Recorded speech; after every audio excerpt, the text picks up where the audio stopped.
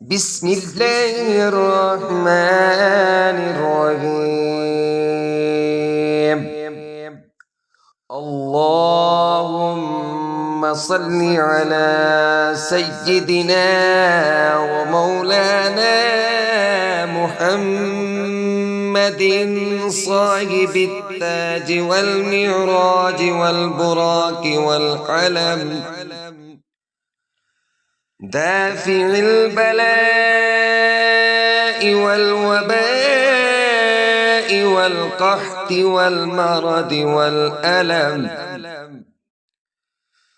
اسمه مكتوب مرفوع مشفوع منقوش في اللوح والقلم. سيد العرب والعجم، جسمه مقدس معطر مطهر منفر في البيت والحرم. شمس الدهى بدر الدجى صدر الغلا نور الهدى،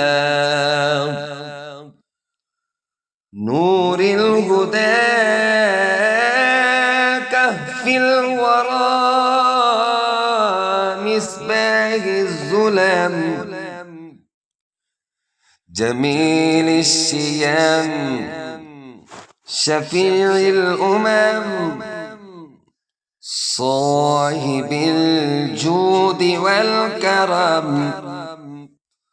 والله عاصمه وجبريل خادمه، والبراق مركبه والمعراج سفره، وسدرة المنتهى وسدرة المنتهى مقامه، وقاب قوسين مطلوبه، والمطلوب مقصوده، والمقصود موجوده.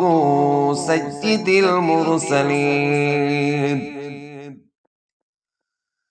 سيد المرسلين خاتم النبيين شفيع المذنبين أنيس الغريبين رحمة للعالمين، راحة العاشقين مراد المشتاقين،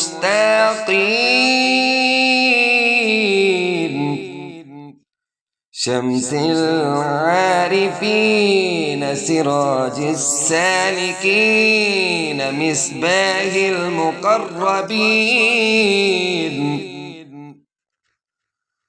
مصباح المقربين محب الفقراء والغرباء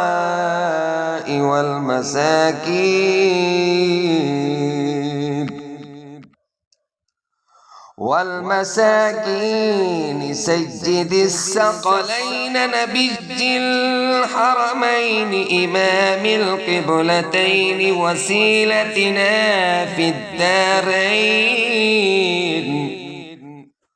وسيلتنا في الدارين صاحب قاب قوسين محبوب رب المشرقين، محبوب رب المشرقين ورب المغربين جد الحسن والحسين. مولانا ومولى الثقلين أبي القاسم محمد بن عبد الله، نور من نور الله.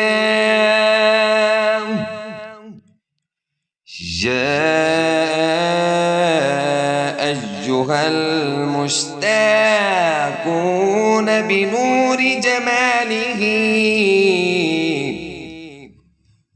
بنور جماله صلوا عليه وآله وأصحابه وسلموا تسليما.